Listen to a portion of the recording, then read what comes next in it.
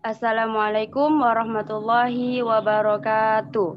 Waalaikumsalam warahmatullahi wabarakatuh. A'udzu billahi minasyaitonir rajim. Bismillahirrahmanirrahim. Alladzi lahu mulkus samawati wal ardi wa lam yattakhidh waladan wa lam yakul lahu syarikun fil mulki wa khalaqa kulla syai'in faqaddarahu taqdira. Yang artinya yang memiliki kerajaan langit dan bumi, tidak mempunyai anak dan tidak ada sekutu baginya dalam kekuasaannya, dan dia menciptakan segala sesuatu lalu menetapkan ukuran-ukurannya dengan tepat. Quran Surah Al-Furqan ayat 2. Baiklah, itulah lantunan ayat yang dilantunkan oleh Yuni Ringkasa Putri dan artinya oleh Ihsan Awalda. Baiklah, selanjutnya saya akan membacakan sebuah pantun. Indah sekali alam semesta, apalagi di pagi hari. Kami dari kelompok 5 izinkan kami untuk presentasi yang berjudul Metode Dasar Mempelajari Mikroorganisme. Itulah presentasi dari lantunan ayat dan bacaan pantunan tadi oleh teman-teman saya, yang mana kami dari kelompok 5 beranggotakan 3 orang, Ihsan Al-Oda, Sherly Anjari, dan Yuni Ernika Saputri, yang mana akan membahas materi tentang metode dasar mempelajari mikroorganisme. Nah, baik. Pembahasan yang pertama, kita pahami terlebih dahulu apa sih mikroorganisme itu. Nah, mikroorganisme yaitu merupakan suatu makhluk hidup yang tidak dapat dilihat secara langsung atau dengan mata telanjang atau dengan kasat mata, yang artinya mikroorganisme itu mempunyai alat khusus yang harus dimiliki untuk melihat mikroorganisme. Kemudian mikroorganisme ini ada beberapa bagiannya atau ada beberapa bidangnya yang dibagi. Yang pertama ada namanya bakteri. Nah, bakteri ini yang memiliki arti dari kata Latin bacterium atau jamak atau dari bakteria, adalah sekelompok organisme yang tidak memiliki membran inti sel, yang artinya bakteri ini tidak mempunyai inti sel. Kemudian organisme ini termasuk dalam domain prokariota dan berukuran sangat kecil atau mikroskopik, serta memiliki peran besar dalam kehidupan di bumi, yang artinya ini ukurannya sangat kecil pada bakteri. Kemudian ada namanya virus. Virus di sini adalah agen infeksi berukuran kecil gitu, yang bereproduksi di dalam sel inang yang hidup, yang artinya dia membutuhkan makhluk hidup untuk tempat hidupnya ataupun tempat keberlangsungan hidupnya. Artinya dia membutuhkan makhluk hidup untuk tempat hidupnya. Nah, ketika terinfeksi, sel inang dipaksa untuk menghasilkan ribuan salinan identik virus asli dengan cepat, yang artinya virus ini sangatlah berkembang dengan sangat cepat apabila makhluk hidupnya itu pun memberikan manfaat yang besar untuk virus itu. Kemudian virus sendiri tidak memiliki sel. Nah, mengapa demikian? Karena yang tadi pembentukan virus-virus baru berlangsung dalam sel inang yang terinfeksi. Nah, kemudian ada namanya kadida dan ada namanya protozoa. Protozoa yaitu mikroorganisme yang menyerupai ataupun mirip hewan yang memiliki atau salah satu filum dari kingdom Protista. Nah, seluruh kegiatan hidup yang dilakukan oleh sel itu sendiri dengan menggunakan organel-organel antara lain membran plasma, sitoplasma, dan mitokondria. Ciri-ciri umumnya yaitu uniseluler atau bersel tunggal. Materi selanjutnya yaitu dalam bidang mikrobiologi yang dipelajari tentang mikroba yaitu bakteri. Bakteri, fungi, dan mikroorganisme lainnya. Nah, jadi pada bidangnya itu bukan hanya sekedar yang kita bahas tadi di atas, yaitu bakteri, virus, kadida, dan protozoa saja. Namun di sini ada bakteri, fungi, dan mikroorganisme lainnya. Baik dalam morfologi, dan penampakan koloninya. Penumbuhan mikroorganisme yang sudah dibiakkan atau dikembangbiakkan secara atau murni digunakan media. Media di sini adalah campuran dari beberapa zat-zat makanan untuk pertumbuhan mikro tersebut. Yang artinya media di sini adalah campuran dari beberapa zat makanan tadi. Jadi mikroba juga membutuhkan makanan gitu. Selanjutnya yaitu mikrobiologi. Di sini kita masuk pengertiannya yang artinya lebih intensif dan lebih mendalam. Nah, apa sih mikrobiologi tersebut? Nah, mikrobiologi di sini adalah suatu ilmu yang mempelajari makhluk hidup yang sangat kecil diameternya, kurang dari 0,1 mm yang tidak dapat dilihat oleh kasat mata secara langsung atau mata telanjang. Yang artinya dengan melihatnya kita membutuhkan alat khusus yang bernama mikroskop atau sejenisnya. Yang artinya dengan menggunakan alat tersebut kita bisa melihat mikrobiologi yang sangat kecil. Kemudian makhluk yang disebut jasad renik atau mikroorganisme terdapat di mana-mana, di antaranya ada yang bermanfaat bagi manusia, ada juga yang dapat merugikan manusia. Nah, yang artinya jangan salah tangkap masalah mikrobiologi yang hanya di pikiran manusia hanya itu akan merugikan. Tidak, banyak juga yang banyak manfaatnya bisa dimanfaatkan manusia. Apa saja sih yang bermanfaat manusia dan apa saja sih yang tidak bermanfaat bagi manusia? Di sini ada berbagai disiplin ilmunya seperti bakteriologi. Nah, bakteriologi ini pengertiannya suatu cabang ilmu mikrobiologi mempelajari tentang bakteri, termasuk mempelajari morfologi, ekologi, genetika, dan biokimia dari bakteri dan berbagai aspek lain yang berhubungan dengan bakteri. Nah, artinya bakteriologi masih termasuk dalam ilmu mikrobiologi. Nah, bakteriologi juga mempelajari mengenai identifikasi, klasifikasi, dan juga karakterisasi dari spesies bakteri. Kemudian ada namanya imunologi. Imunologi adalah cabang ilmu biologi dari ilmu biomedis yang mencakup studi tentang sistem kekebalan tubuh pada semua organisme. Kemudian ada namanya virologi. Virologi adalah cabang ilmu biologi yang mempelajari makhluk suborganisme, terutama virus. Dalam perkembangannya, selain virus ditemukan pula viroid dan prion. Kedua kelompok ini saat ini juga masih menjadi bidang kajian virologi. Nah, kemudian ada namanya mikologi. Mikologi ini merupakan cabang ilmu pengetahuan yang mempelajari tentang fungi atau jamur, ya, atau sering disebut juga cendawan. Nah, cendawan atau berjamur gitu bahasa istilahnya yang sering kita kenal.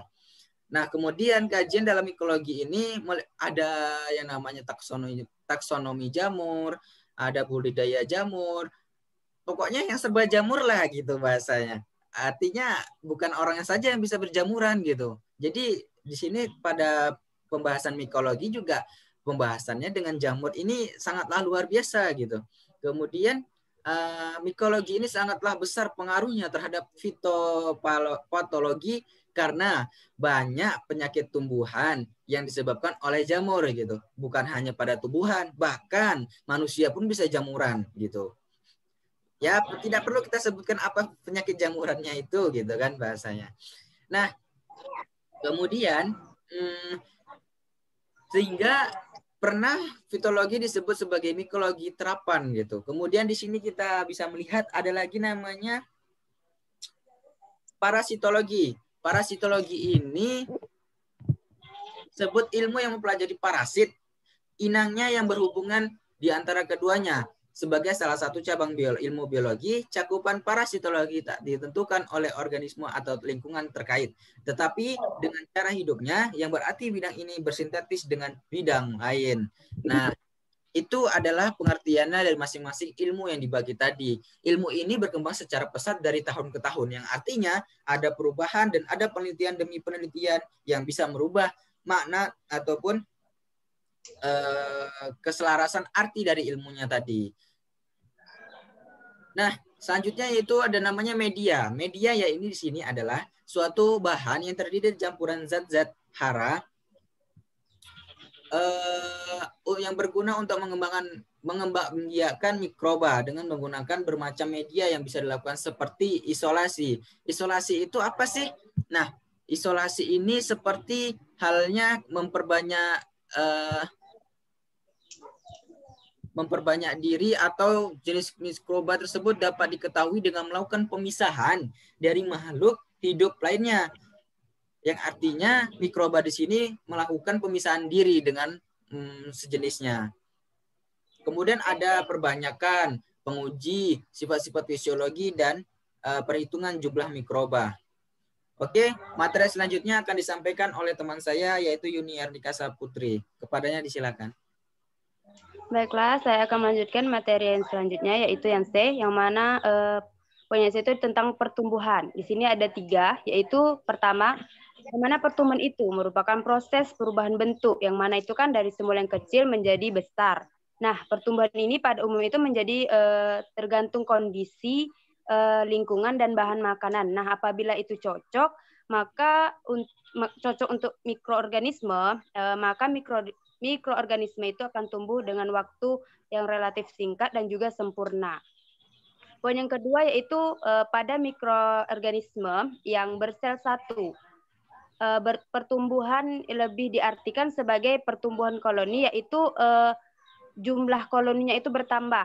Yang ketiga itu pertumbuhan mikroorganisme itu tergantung dari kesediaan air. Nah, di dalam air itu ada zat yang bahan yang terlarut yang itu digunakan untuk mikroorganisme untuk membentuk bahan sel atau memperoleh energi yang berupa makanan. Selanjutnya yang itu poin yang D itu media pertumbuhan bakteri. Nah, media pertumbuhan ini bakteri ini adalah suatu bahan yang terdiri dari campuran zat-zat makanan yang berupa nutrisi. Nah, nutrisi inilah yang diperlukan bakteri untuk pertumbuhannya.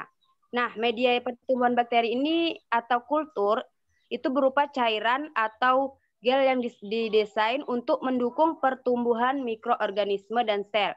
Nah, di sini ada 2 jenis pertumbuhan. Yang pertama yaitu media yang digunakan untuk kultur pertumbuhan sel, tumbuhan, dan binatang. Yang kedua yaitu kultur mikrobiologi yang digunakan untuk menumbuhkan mikroorganisme, yaitu seperti bakteri dan jamur.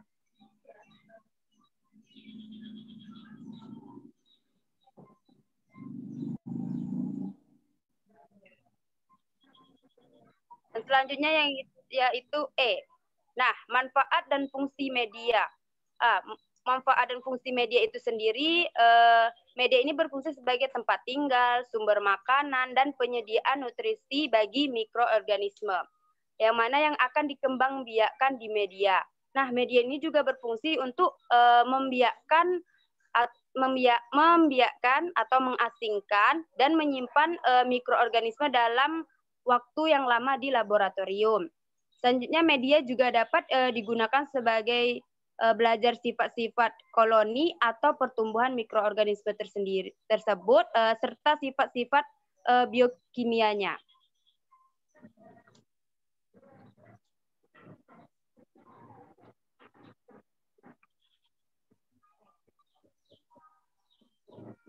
Nah, selanjutnya itu persyaratan media. Media ini mempunyai persyaratan atau ketentuan itu ada 3, yaitu pertama, media harus mengandung hara, yang mana diperlukan untuk pertumbuhan dan perkembangan bakteri. Yang kedua itu media harus mempunyai tekanan osmosa. Nah, tekanan dan permukaan pH yang sesuai dengan kebutuhan bakteri tersebut. Yang ketiga, media harus dalam keadaan steril, yang mana artinya atau maksudnya itu sebelum ditanami bakteri, yang dimaksud agar tidak ditumbuhi mikroba lainnya. Materi selanjutnya akan dijelaskan oleh teman saya, Sherly Anjani, kepadanya dipersilahkan. Baiklah, saya akan melanjutkan materi dari Yuni Ernika Saputri, yaitu tentang bentuk media. Di sini, bentuk media itu terdiri dari 3 bentuk media. Yang pertama ada media padat. Media padat ini seperti agar-agar yang mana jumlah tepung agar yang ditambahkan tergantung pada jenis mikroba yang dibiakkan. Media padat ini umumnya digunakan untuk bakteri, ragi, dan kadang mikroalgae. Di sini media padat memiliki 3 macam bentuk, yaitu bentuk lempeng, di mana media dibutuhkan dalam cawan Petri. Yang kedua, bentuk miring. Media ini dibekukan dalam keadaan miring di dalam tabung reaksi. Yang ketiga, bentuk tegak. Media ini dibekukan dalam keadaan tegak dalam tabung. Selanjutnya, yang kedua ada media cair, yaitu bila mana ke dalam media tidak ditambahkan zat pemadat yang digunakan untuk membiarkan mikroalgae, kadang ragi, dan bakteri. Yang ketiga, media semi padat atau cair, yaitu penambahan zat pemadat hanya 50% kurang. Umumnya digunakan untuk pertumbuhan mikroba yang banyak atau pemeriksaan pergerakan bakteri. Baiklah, yang selanjutnya ada jenis media. Di sini ada 3 bentuk media. Yang pertama ada media alami. Media alami ini memiliki arti media yang disusun oleh bahan-bahan alami, seperti kentang, toge, daging, dan sebagainya. Contoh media alami ini adalah penggunaan telur untuk pertumbuhan dan perkembangbiakan virus. Yang kedua, media sintetik atau buatan, di mana artinya media yang disusun oleh senyawa kimia, baik organik maupun anorganik. Contohnya, media sintetik bagi pertumbuhan bakteri. Yang ketiga, media semi-sintetik, di mana artinya media yang tersusun oleh campuran bahan-bahan alami dan sintetik. Contohnya ada pepton, ekstra daging, ACL, dan aquades. Baiklah, yang selanjutnya ada sifat media.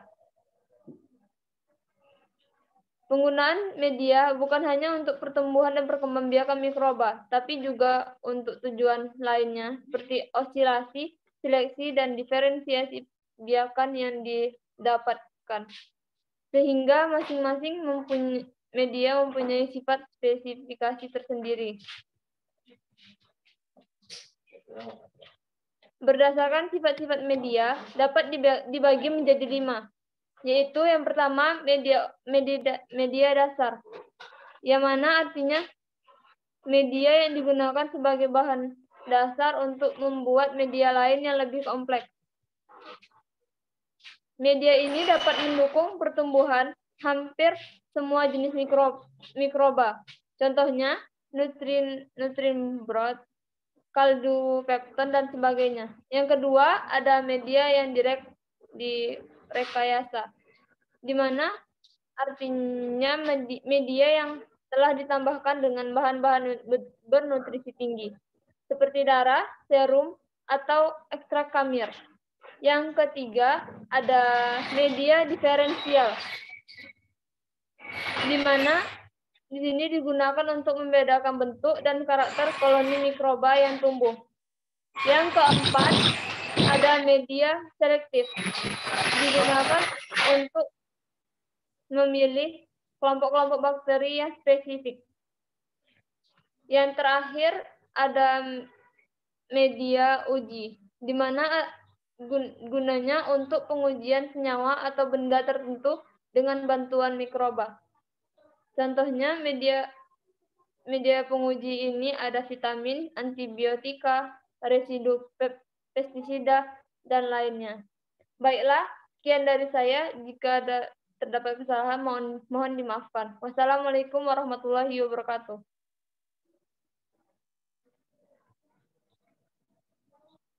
Waalaikumsalam warahmatullahi wabarakatuh.